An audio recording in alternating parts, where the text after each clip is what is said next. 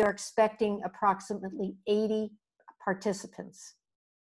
It's also going to be a great program this afternoon. The topic is New York's new bail reform law. Our speaker is Taryn Merkel, who is the senior counsel in Brennan Center's Justice Program and its law enforcement leaders to reduce crime and incarceration initiative. I hope that I said that in the right framing because it's a very long title. She will be discussing the complexities of the New York's current bail reform laws. We are pleased to welcome you all. Just out of curiosity, I'd like to know who is new to our programs. Is there some way you can raise your either real hand or virtual hand? You can do that by clicking participants. This is great. We're glad you can come. And I'm going to tell you a little bit about our programs if you'd like to be involved in the future.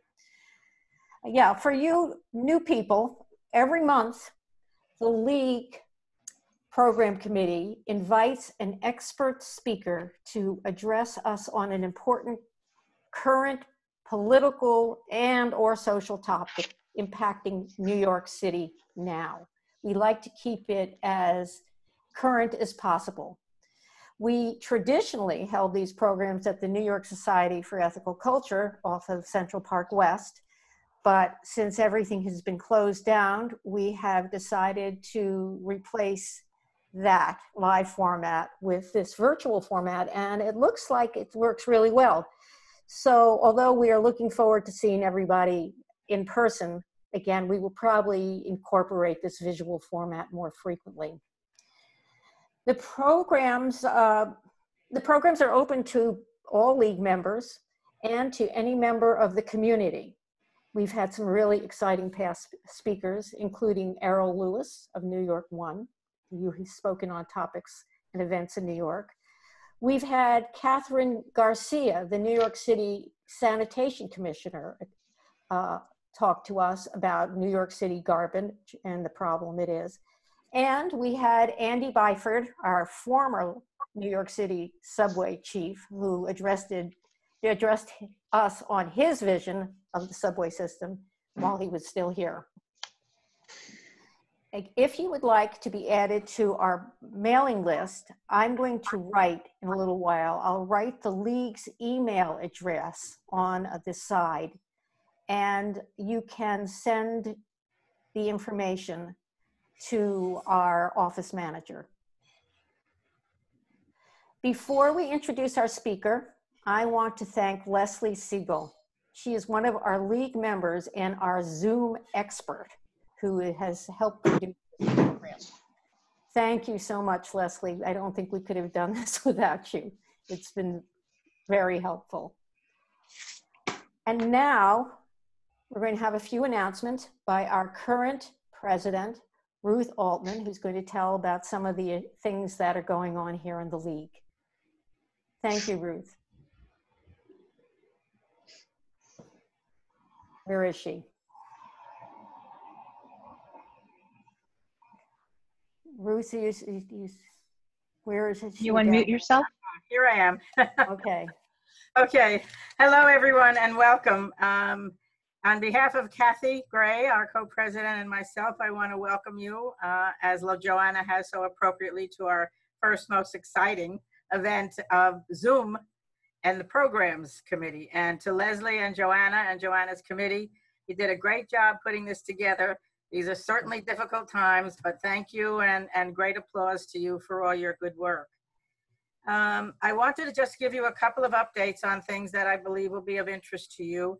One is something that has happened finally after several years of hard work. The League of Women Voters had two separate organizations.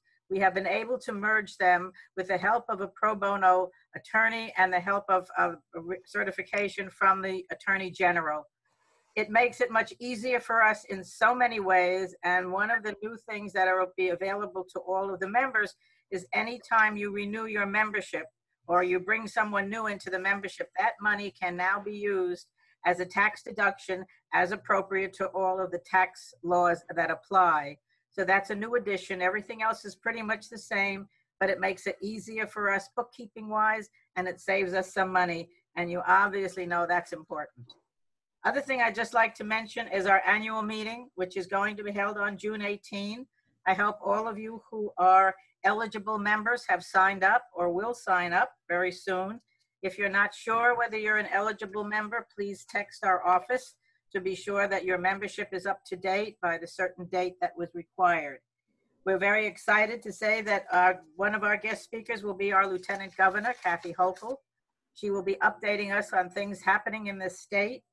Additionally, we will have a panel of 2 people, one from the State Board of Elections and the other a founder of the early voting organization. They will be discussing obviously the issues of voting, which are particularly important this time of the year and with all that's going on. And something to celebrate on August 26th, and hopefully we can actually do it in person. The ratification of the 19th Amendment will be appropriately marked by a statue of real women in Central Park, the first statue of real live women who were at one point live. And we're very excited about that. Took a long time and a lot of effort, but it's going to be on the 26th of August. It'll be in Central Park, obviously. And we're hoping that we could do an in-person thing. We are part of the committee that helped to put all of this together. We're hoping it will be a group gathering by then, perhaps, but if not, we will be part of it and we will share whatever happens at that with all of you. But just know that it took a long time to get our vote, It took a long time for everything to happen. And finally, we have another milestone that we have broken the barrier on, a real monument to women, to real women. So the other thing I wanted to mention, this is graduation time and you might need nice new gifts for folks.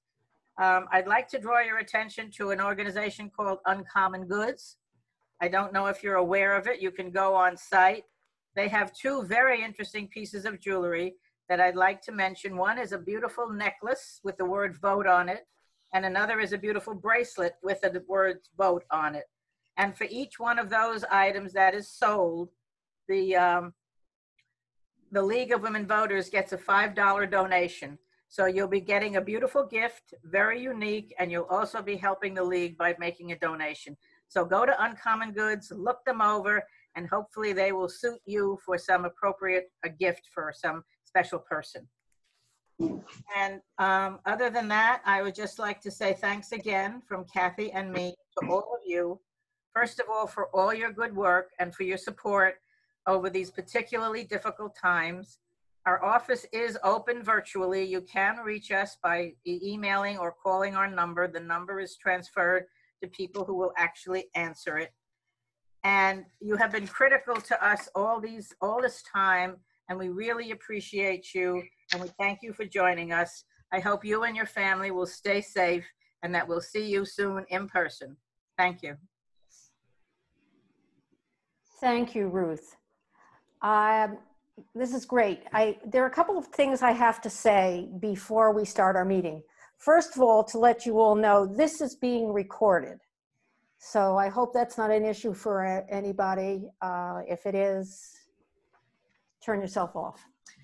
I also want to explain to you a little bit about our Zoom procedures.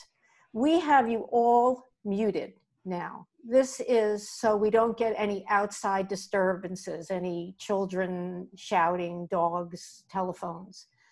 So after our Taryn's presentation, we will have a 15 or so minute Q&A. And the way we'll handle this is, if you're familiar with Zoom, there's a chat function on the bottom of the screen. You can click on that.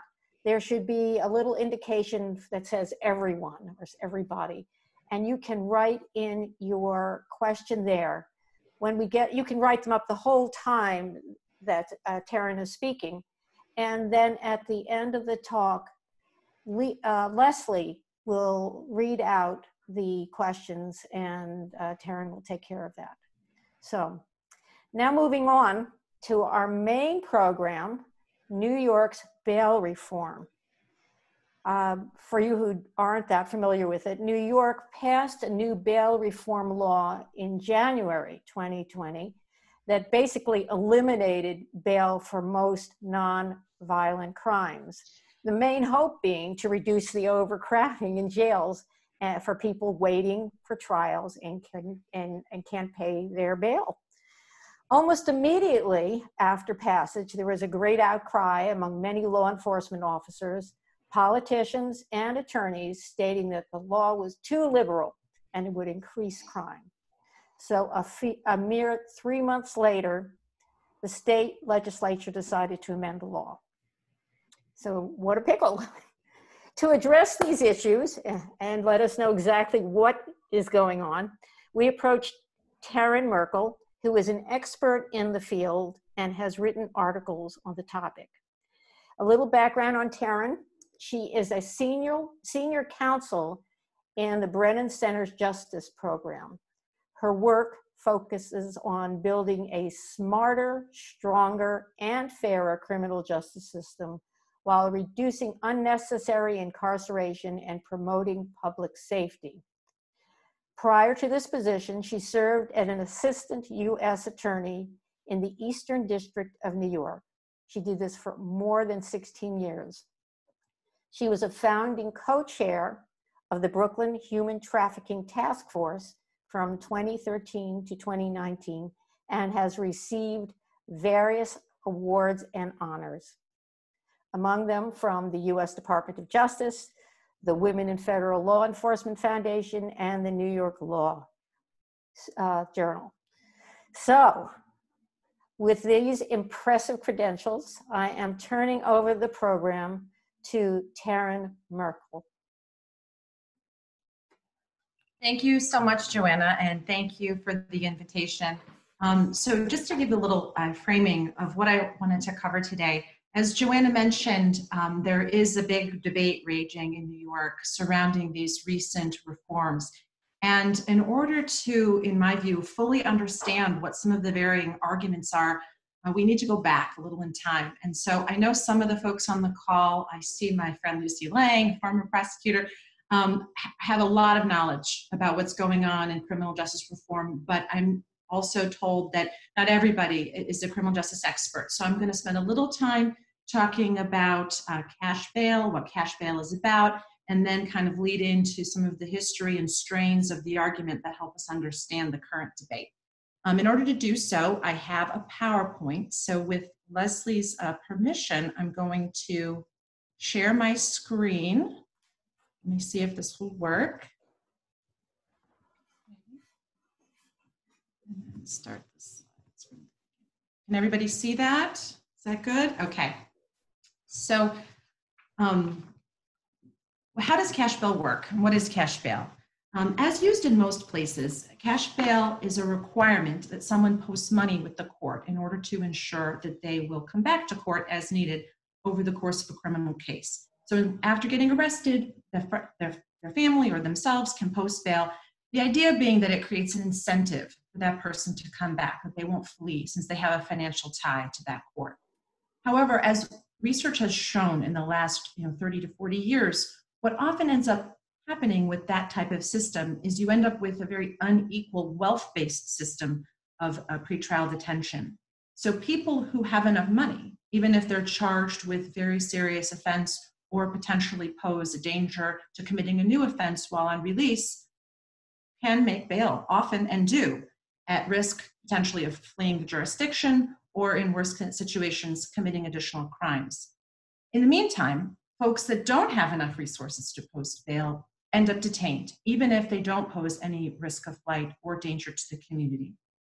So even though we've seen a lot of debate in New York and many states and cities are working on changing their bail practices and policies, there is no state in the United States that has actually fully eliminated cash bail so far. And it really reaches a huge number of people. I'm going with some pre-COVID numbers because that's all we really have at this point. We're still, trying to do the research as to what's happening now in the jails post-COVID. But cash bail systems undoubtedly affect millions of people each year when you add up all the jurisdictions across the United States. on average, again, pre-COVID-19, there were approximately 536,000 people in jail in the United States on any given day. And jail, as distinct from prison, is normally the facilities where people are housed when they're charged with the crime but not yet convicted. So over 500,000 people are typically in jail on any given day in the United States. But that number is a rotating group of folks. It's not the same 500,000 people all year long, because there are approximately 11 million jail admissions yearly in the United States. So up to 11 million people each year could be affected by cash bail systems. And when I say cash bail systems, it's because we don't have a unified criminal justice system in the United States. Each state, county, locality have their own systems and their own practices and their own procedures. The district attorneys might have their own approaches to these issues, and the judges might have differing approaches to these issues. So there's not really one criminal justice system that we can speak about. And as criminal justice researchers, this is really challenging because there are different data keeping systems in these different jurisdictions. There are gaps in the data. And as a result, we don't actually know at any given time or any given year how many people are affected by the criminal justice system and how they're affected.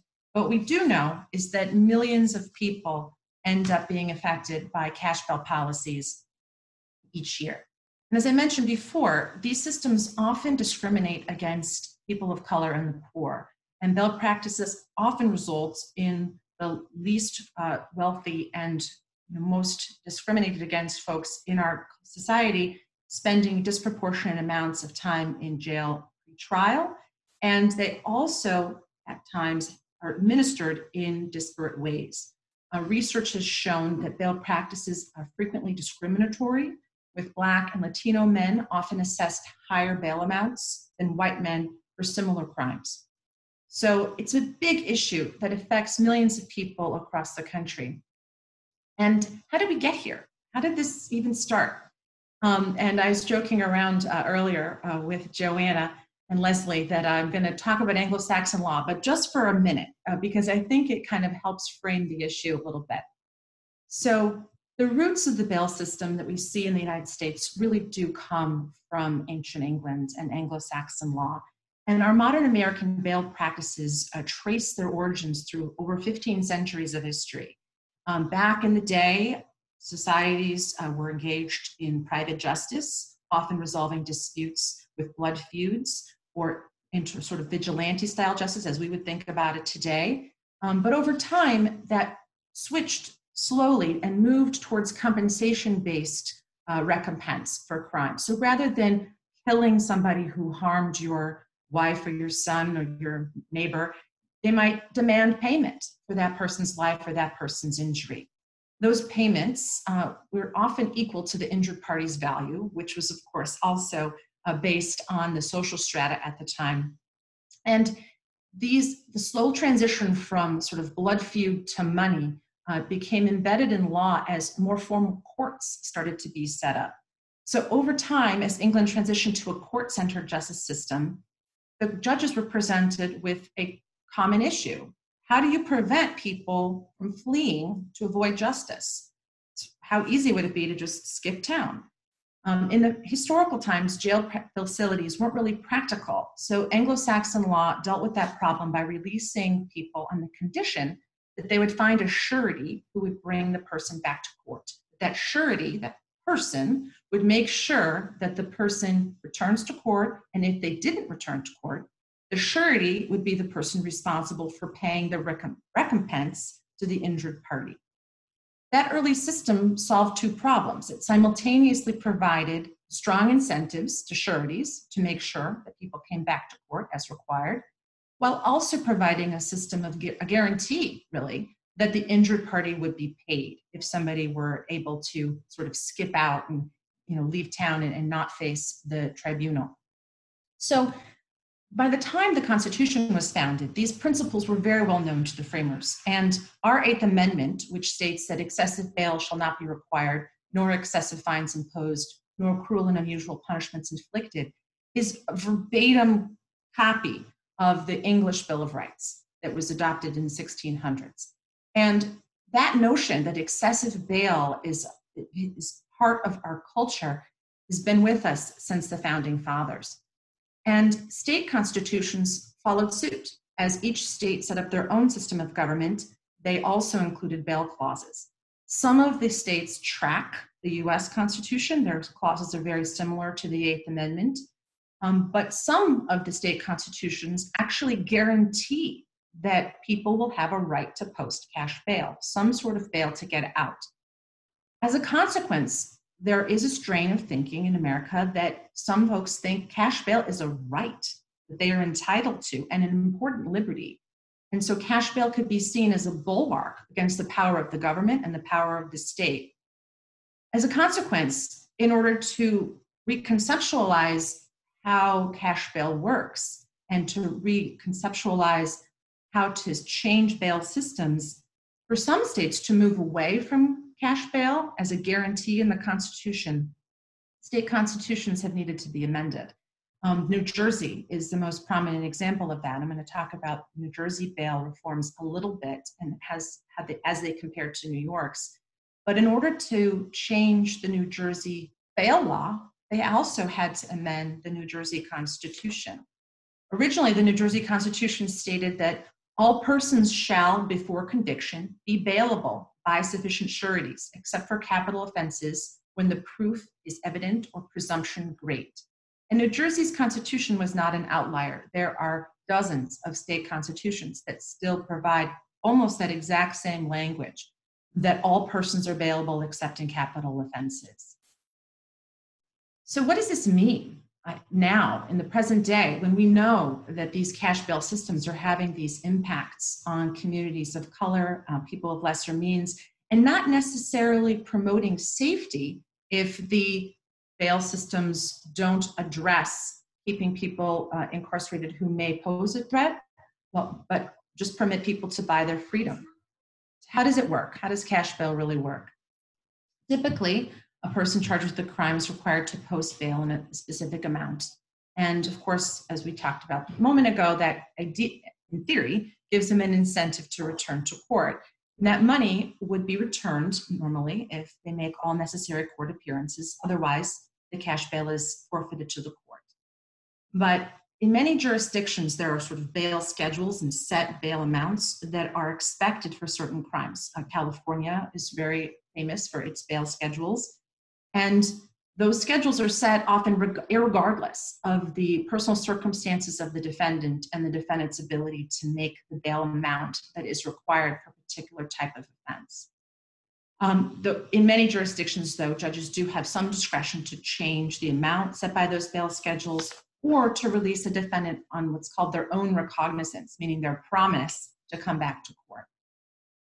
But if a defendant can't make the payment out of their own funds or funds that they can sort of gather up from friends or family, in most jurisdictions, all but 4 states have bail bonds industries. And if the defendant cannot meet the bail themselves, it's possible to go to a bail bondsman and pay a sort of a bond premium, usually 10%, and ask the bail bondsman to pay the court the rest of the money. And the bail bondsman then becomes the surety that was conceptualized in ancient England. And it's become a privatized industry in the US in a way that hasn't, less so in other jurisdictions. But that surety concept is still the same. The bail bondsman is then serving as the guarantor that the person's going to come back to court. And if they don't come back to court, the bail bonds company is out the money that they posted to the court for that person's bail. But as we've already talked about, many people can't make that bail amount. They might not even be able to make the bail bond. The bail bond, if it's $5,000, often might require a family to pay $500 to the bail bondsman. And if they cannot muster those funds, people are held in jail pre-trial. And many of the people who are charged with medium and lower level offenses simply don't have the funds to pay cash bail to the court or to pay the bond premium while they're waiting for their trial. Research has shown that pretrial detention can have really dramatic negative effects on the outcome of a person's case. Those who are held pretrial are estimated to be up to 4 times more likely to be sentenced to prison than people who are released pretrial. And this makes sense. The people who are released pre-trial often have an opportunity to engage in more investigation of their case. They may have stronger arguments to the judge about how being sentenced to prison would adversely impact them at the end of the case. They may have been able to prove themselves during the pendency of a case to the satisfaction of a court and reduce their ultimate sentence. But there's also an increased risk when somebody is detained pre-trial that they will be forced to enter a hurried guilty plea. And this sometimes results from plea bargaining, where somebody agrees to plead guilty to a lesser charge to avoid a potentially longer sentence after trial. But the research is clear that the longer somebody is held pre-trial, the greater that pressure is to plead guilty. The psychological trauma of being detained pre-trial is also paramount, a paramount concern. Here in New York, I'm sure everyone is familiar with the case of Kalief Browder, who was a 16-year-old boy accused of stealing a backpack. It had some iPad and some other items in it, and the bail was set at $3,000. His family couldn't afford to pay it. They couldn't afford to get a bail bondsman. And Browder ultimately languished in jail for 3 years, awaiting trial on a $3,000 bail, spending much of his time in solitary confinement, starting at a young age. Eventually, even though the charges against him were dropped and he was released from prison, the psychological trauma he had been through was too much and the damage was done. And Kalief Browder ultimately committed suicide soon after his release.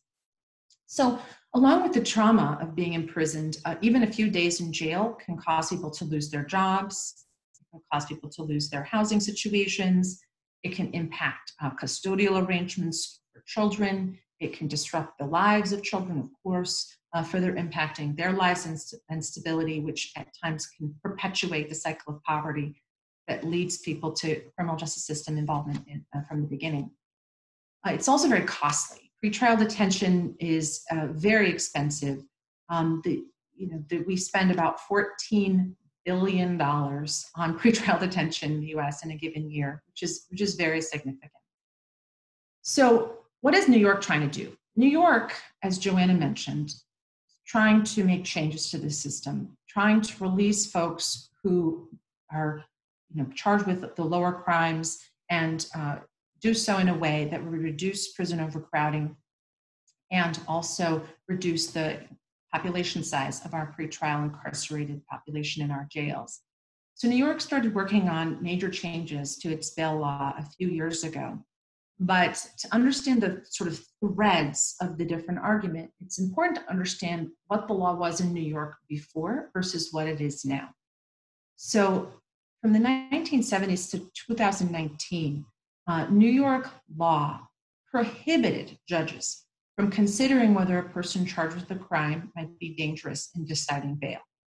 This was an outgrowth of a debate in the 60s that resulted in many believing that permitting what we call preventative detention on the basis of the belief that someone is dangerous, is an interference with the presumption of innocence, which makes some sense. If somebody is charged with a crime, it doesn't mean that they're guilty. It's the presumption of innocence that all people enjoy under our Constitution.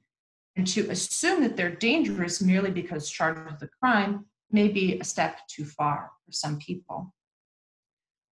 So from the last 40 years, New York judges have time and time again been mandated that the purpose of bail is to ensure that people return to court.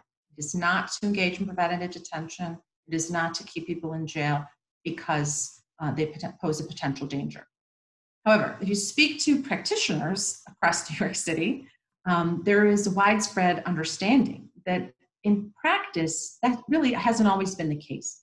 Often judges will set a higher bail when they perceive somebody to be dangerous, and the cash bail system ultimately ends up resulting in that person's pretrial detention.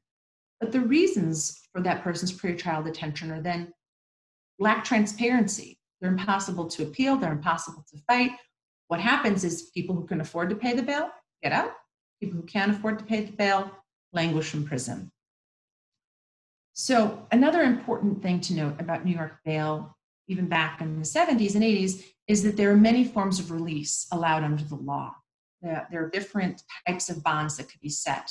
Consistent with our Anglo-Saxon example, there are surety bonds permitted in New York. There are bonds secured by property. There are bonds where a person is willing to sign and say that they will owe money even if they don't post cash bail. There are many different forms of bond that are set forth in the law, but as a matter of practice, judges in New York have almost universally over the last 40 years resorted to the cash bail schedule and setting of cash bail. So the legislature tried to change that. And in 2019, as part of the budget cycle in March and April of 2019, major reforms were passed. And those went into effect in January. As Joanna mentioned, the effective date of those changes was January 1st, 2020. These changes required that judges release people charged with certain crimes without requiring them to post cash bail. So there is a list. It's hard to read if you're not a criminal practitioner, but for most misdemeanors and nonviolent felonies, cash bail is eliminated, no longer an option. And researchers and court watchers estimated that that change would ultimately eliminate cash bail and pretrial detention in up to 90% of the arrests in New York, because up to 90% of the arrests fell into those categories of crime, misdemeanors and nonviolent felonies. For the remaining 10%, very little has changed. And we'll talk about that in a moment. That change, just this one change, was estimated to result in up to a 40% reduction of the jail population.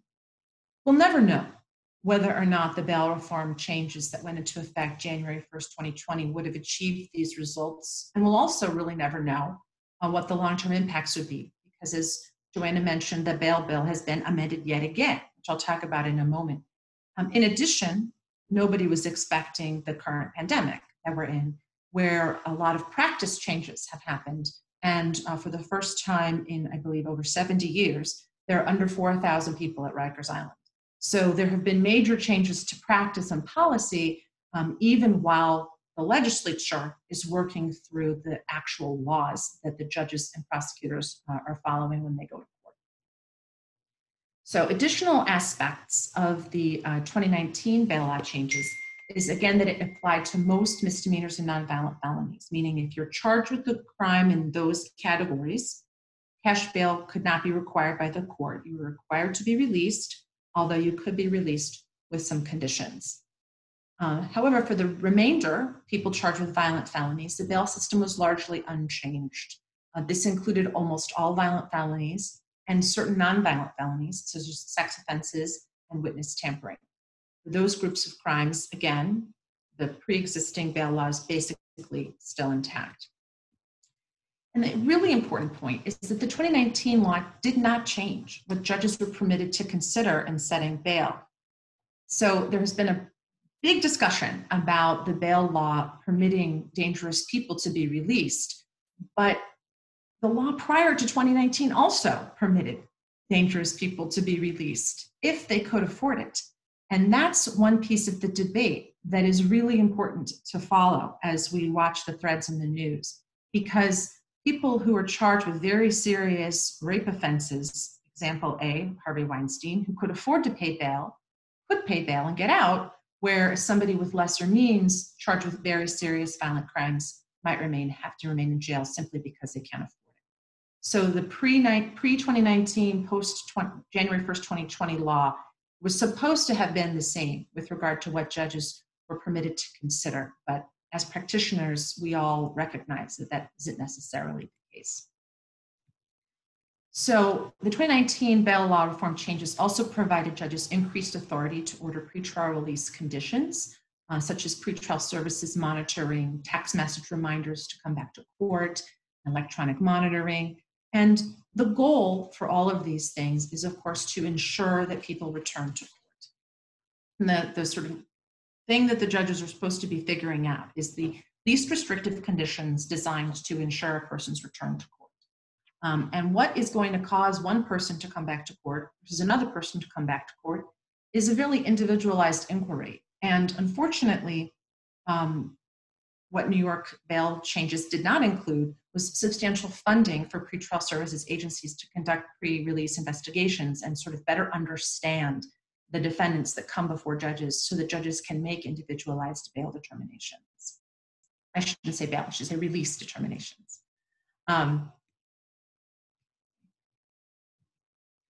So as we talked about briefly a moment ago, the law was only in effect for 3 months before the legislature changed it again. But the basic framework for the law is still the same. For most misdemeanors and nonviolent felonies, there's been no change. Cash bail is still prohibited. Those changes go into effect on July 1st. But the changes do provide for an increased number of situations where judges can impose cash bail or more restricted bond conditions. The revisions in the new law include some additional crimes and circumstances. So a couple of the crimes on the list of violent crimes in New York, for example, that had not been included in the first iteration of the changes have now been put back on the list where cash bail is a possible option for the judge.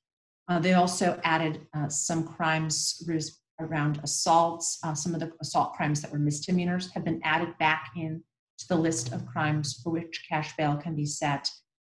So assault, including vehicular assault, and all charges alleged to have caused the death of a person are all now back on the list of cases for which cash bail could be permitted. In addition, judges can set cash bail depending on an individual's circumstances, which is something that they were not previously at liberty to do if the person was charged with a crime that was not on the bail list. So for example, the law now allows for someone on probation or post-release supervision to be charged cash bail if they commit any new felony while they're on while on release, even though that crime might not be eligible for bail if the person was being charged with that crime without that pre-existing situation of being on post-release supervision or probation. Another example of an increased circumstance where people could be ordered to pay cash bail is if somebody is charged with committing a new crime while on pretrial release that involves a specific victim. So for example, if somebody's charged with a nonviolent robbery, meaning they stole something from a different person, but there was no injury involved, and they are then released on bail and they commit a similar crime again, they could then be ordered to pay cash bail on the second arrest, even though that it's not on the list for cash bail if it's the first crime. So I know it's sort of technical and confusing, but the takeaway is that the changes increased the category of people who can be charged cash bail if the judge determines that that's necessary to secure the person's return to court. The judges also have a little bit more discretion for expanded pretrial release conditions. Many of them are really sensible, common sense things that probably should have been included in the bail law back in 2019. Courts can now order criminal defendants to surrender their passport, avoid contact with victims or witnesses, and participate in counseling or mental health treatment as part of their pretrial release. But the thing that's really important to note is that even though the law permits the use of cash bail in these offenses and circumstances, cash bail is not required. Even for bail-eligible offenses, New York law allows judges to release people under a variety of different bond conditions along the lines of the ones I mentioned earlier, as long as the ultimate bail determination or release determination is a package of conditions that is the least restrictive means designed to ensure the person's return to court. And especially now, prosecutors, defense attorneys, and judges, in our view, should really be approaching pretrial release creatively to set conditions that will get people to come back to court without being unduly restrictive. And in this time of COVID-19, I know that all of the district attorney's offices in our city and the U.S. attorney's offices, the federal prosecutors, have really changed the way that they're approaching detention determinations and bail hearings. But there's been so much controversy, and I know from talking to Joanna and Leslie that this group is really interested in unpacking the news and trying to understand that controversy.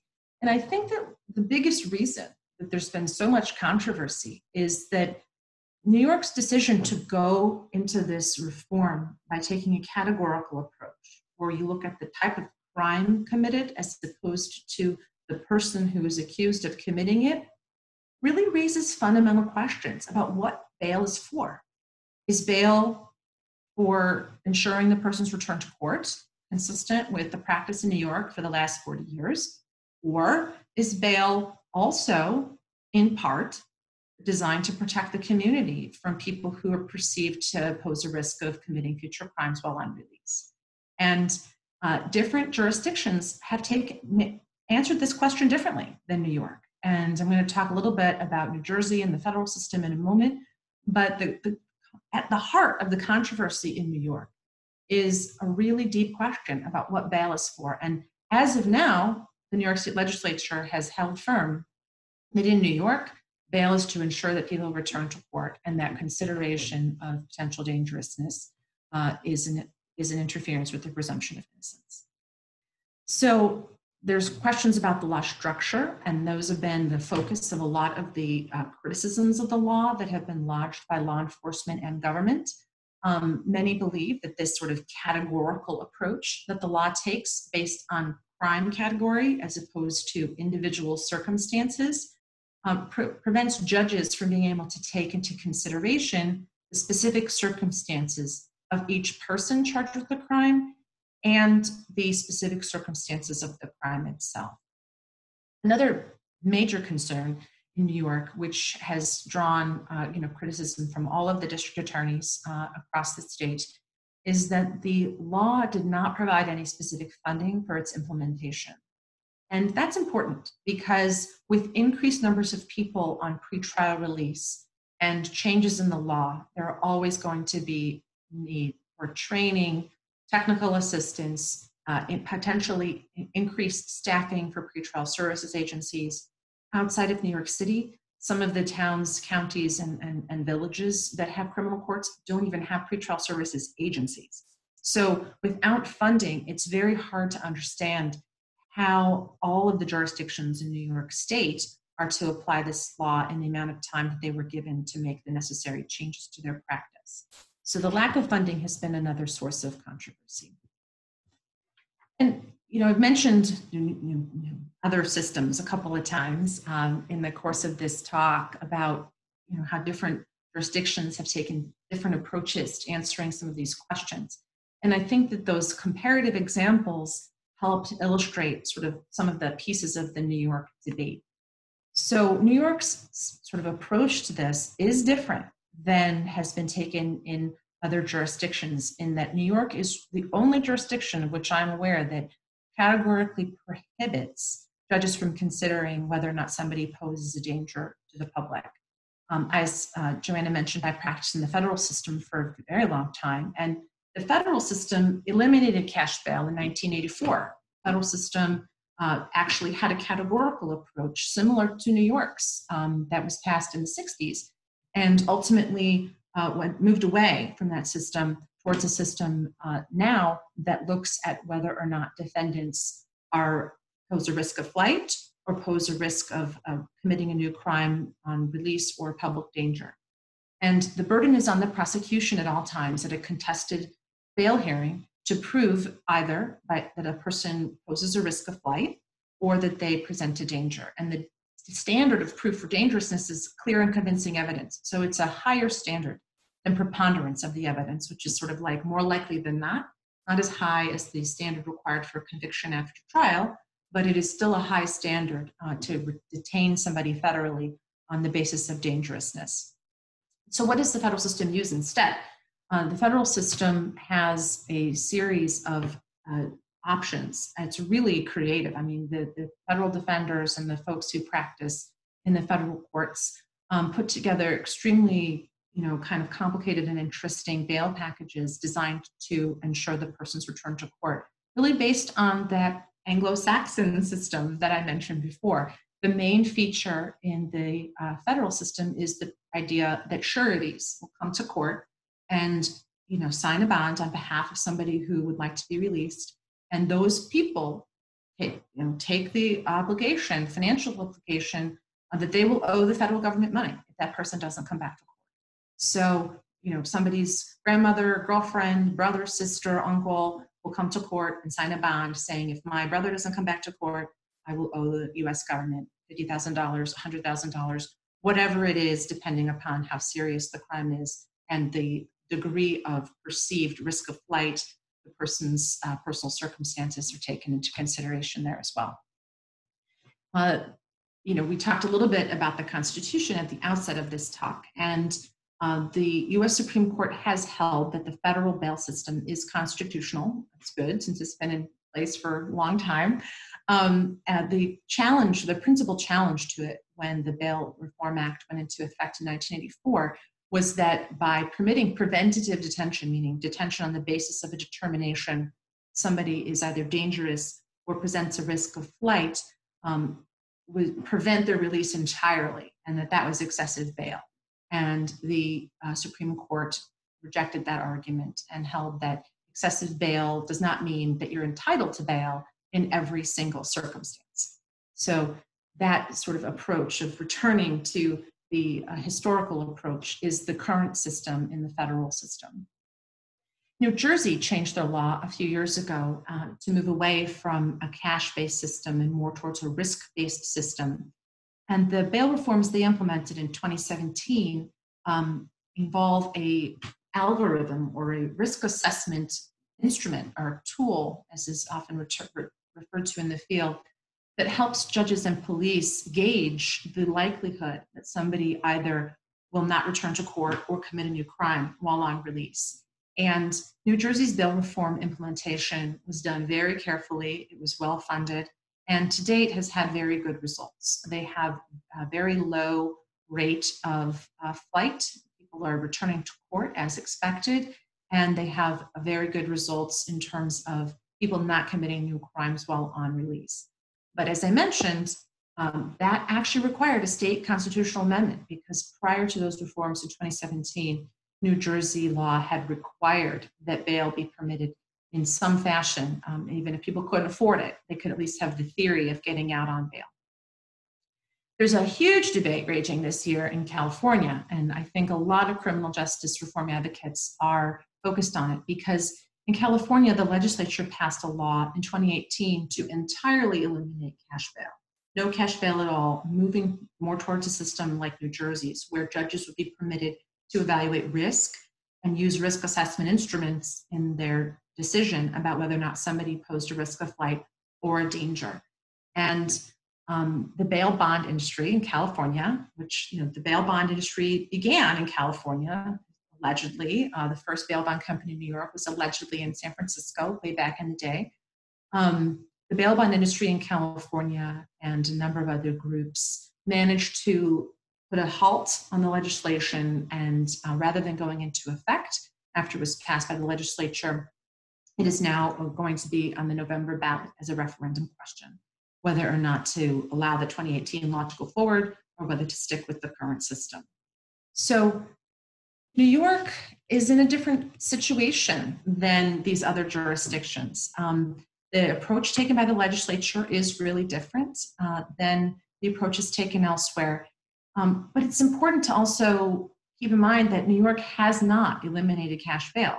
So in those situations where people are charged with offenses as to which cash bail is not available, people are still at risk of being held in jail simply because of their inability to pay.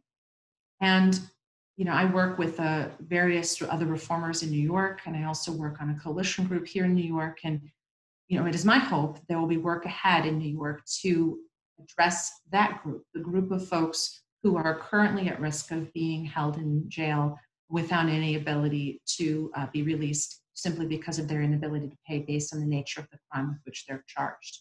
And if somebody doesn't pose a danger but simply can't afford bail, it does not make sense, in my view, to keep people incarcerated. So hopefully there will be some work ahead. So these are the themes of the current debate, and I'm sure that people have questions, and I hope I didn't include too many legalities in the conversation. But if there's any questions at all, I'd love to answer them. And I would love to also hear your thoughts on, what you think is the fair approach for New York. So I'm going to stop sharing my screen, Leslie, okay? Great. Thank you so much, Taryn. And thank you so much for that. Oh, go ahead. Yes, okay. I was going to thank you, but I'm just as happy if Leslie thanks you. Before we get the questions, because I'm sure people are putting questions in now, that was such an amazing presentation, and I actually got a couple of personal thank yous for that. So I should pass them on to you.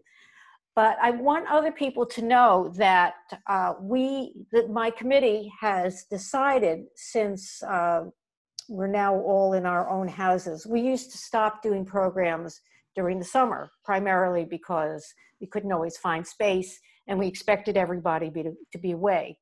But since now we can do this virtually, and because a lot of us are going to be around the summer, we are planning to have meetings, programs in July, August, and September as well. So we will be in touch with you. We are hoping for July to have somebody speak on the state of the city. The state is going to be passing the new budgets very soon, and depending what the state gives the city is going to determine how the city revives. So we are actually hoping to have one of our own members, Adrienne Kivelson, I hope she is not surprised by that, to speak to us about that. In August, we'd like to have somebody from the public education system discussing what's happening with education now that kids have not been in school for a few months. And in September, we have a couple of speakers in mind to discuss what New York is going to do after the pandemic is over. So I don't know, questions? Are there questions here, Leslie? Yes, there are, Joanna. So Okay. I will start reading them out. And I do want to thank you as well, Taryn, for this very informative and interesting topic. So we do have a couple of questions coming through. One is, how can we do more education on the purpose of bail laws? Because so many people were complaining about how people of danger of society would be released due to the new bail laws, but in fact, they actually would have been released anyway if they could pay bail. Do you have any thoughts on that? Well, it's a question of maybe they would have been released if they could pay bail. And that's what's so unfair, right? It's if there's a two-tiered system of justice where the rich can buy their freedom and people who have lesser means can't, that does nothing to actually keep us safe. And, I do think that there is a legitimate academic debate about what bail should be for. And even people in the, criminal justice reform community don't all agree on the answers to these very difficult questions. So New York is the, sort of leading the charge on taking this categorical approach and not permitting dangerousness to be a factor for consideration. But others think that that is misguided. I mean, the commission report that led to the reforms in New Jersey had a really interesting sentence that stuck with me long after I read the report. That the commission, which was made up of a wide range of criminal justice stakeholders, from judges to defense attorneys to prosecutors to people involved in the administration of the courts, their conclusion was that the bail law was both under and over inclusive, meaning that it would at times release people who were potentially very dangerous while keeping people who weren't dangerous at all incarcerated. And so they were looking at dangerousness, they were willing to consider dangerousness. And in New York, our legislature has been mixed about that. The Assembly has been very, very firm that they are not interested in evaluating a dangerousness provision, but there have been various drafts of legislation in New York, including legislation from this, some draft legislation from the Senate and some draft legislation from Governor Cuomo that would have permitted a dangerousness consideration. So our legislature is still figuring it out. And I think if we're honest with ourselves about the risks of release of people charged with certain types of crimes, there may be certain folks where on the extremes, and I prosecuted, sex traffickers and mafiosi primarily when I was in the U.S. Attorney's Office. There are certain folks who, upon arrest, there are strong arguments that they should be detained on the basis of preventative detention. But some really think that that is, taking away a fundamental American liberty. Great, thank you. Another question.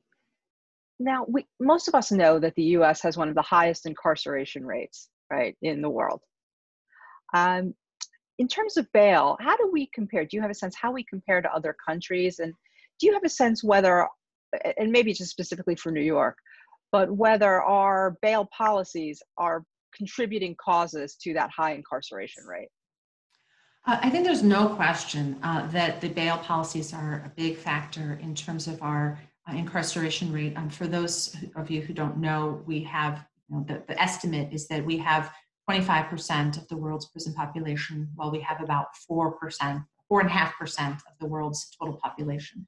And this sort of tragedy, this human tragedy, is in large part driven because of this cash bail industry.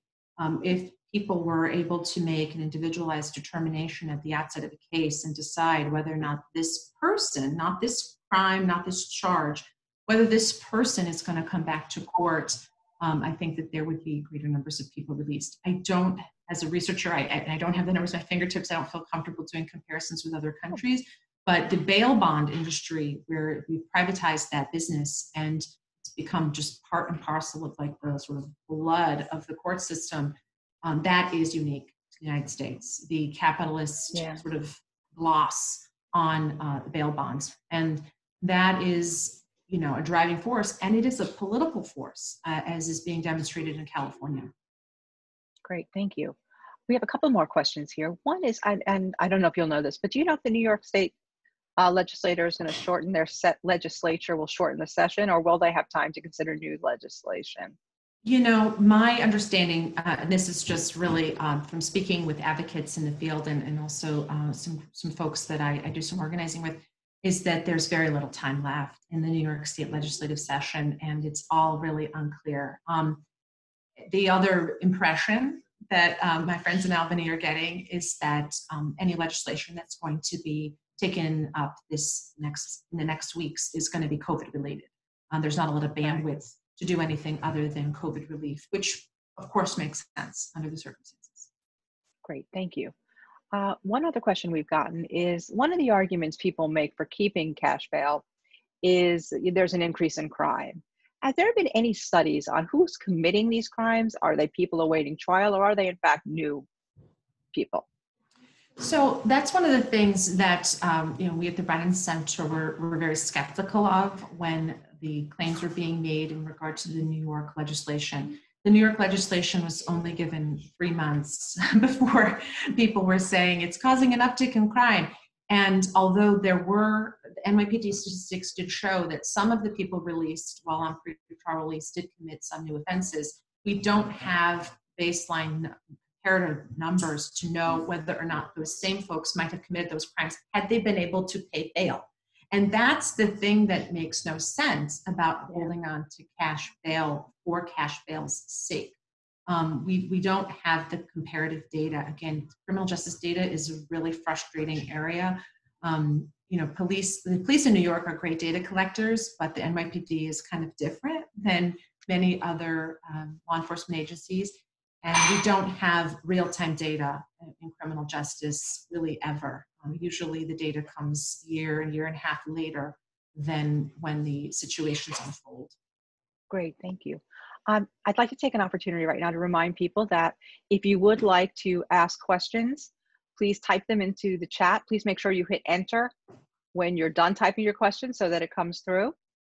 And then with that, let me ask you another question. So those of us who are active on social media, like Twitter, let's say, are seeing a lot of chatter these days around how, Cuomo and the legislature are making all these changes during the pandemic, which are going to keep more people in jail. But I'm really struggling. I think a lot of us are struggling to figure out where that's coming from. Do you have a sense what people are referring to? And the bail changes that happened during the pandemic certainly were accused of having that result. We haven't actually seen that result though, because the district attorneys and the police have changed their practices in response to COVID-19. As I mentioned, for the first time in literally 70 years, the population of Rikers is under 4,000. And some of that has been releases, but it has also been decreased jail admissions.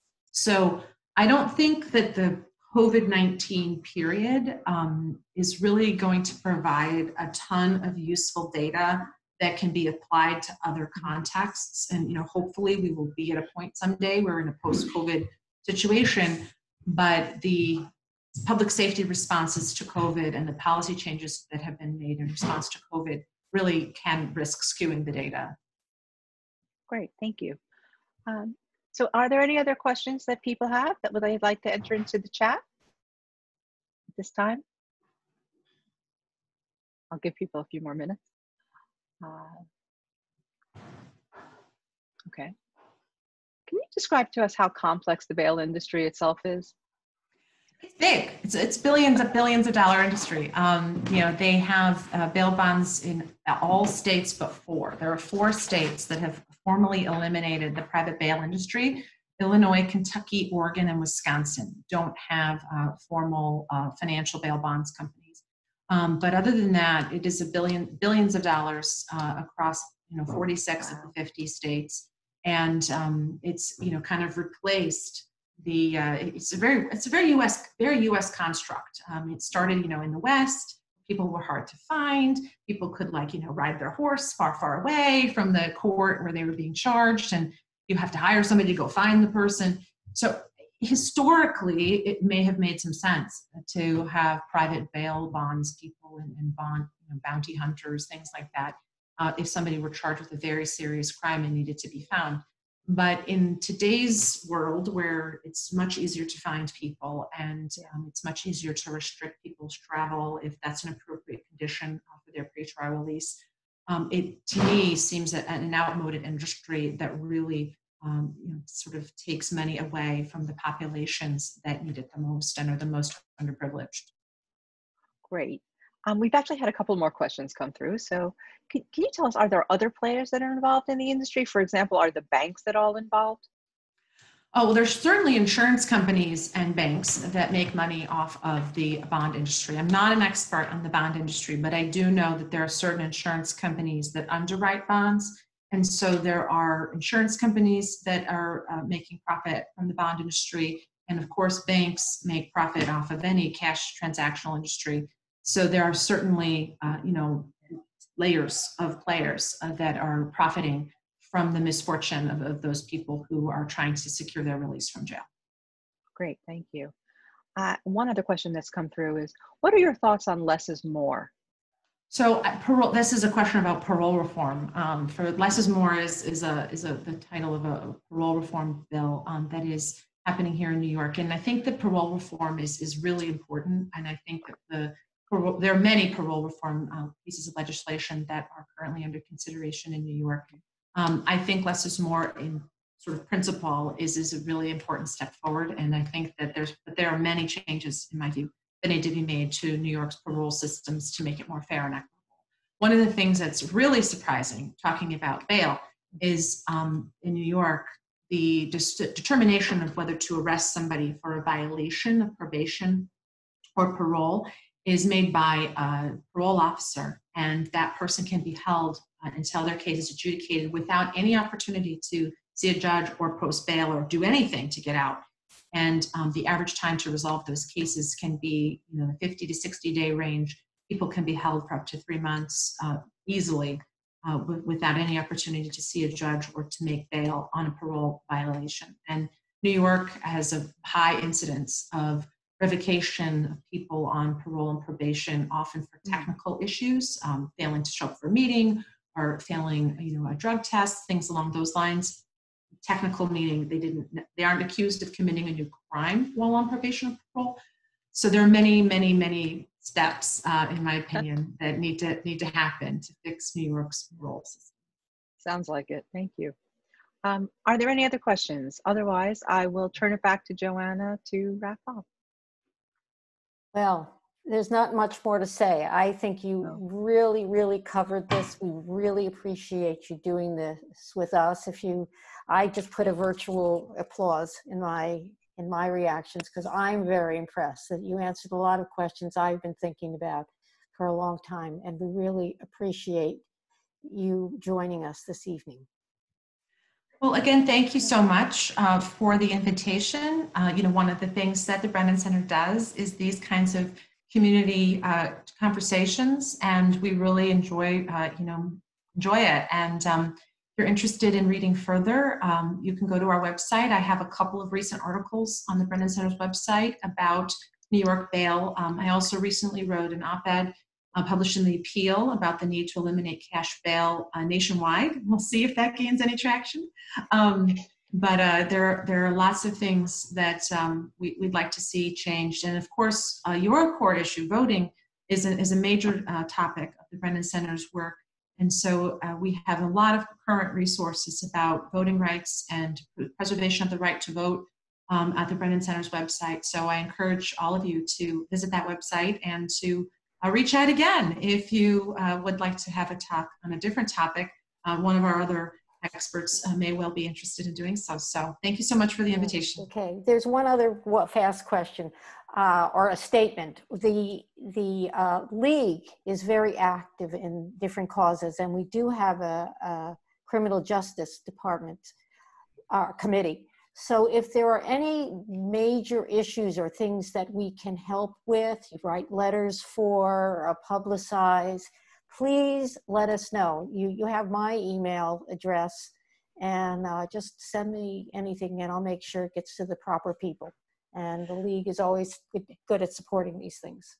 Thank you so much. We should actually probably talk separately about the California situation, because the ballot referendum is a really big deal, and the League of Women's Voters in California, supported by your group, may be in a position to help with the California situation. So thank you so much, and I look forward to collaborating. It's a great offer. Thank you. Thank you. Thank you so much. Thank you. Okay. I'm leaving. All right, thanks everyone. Thank you. Thank you.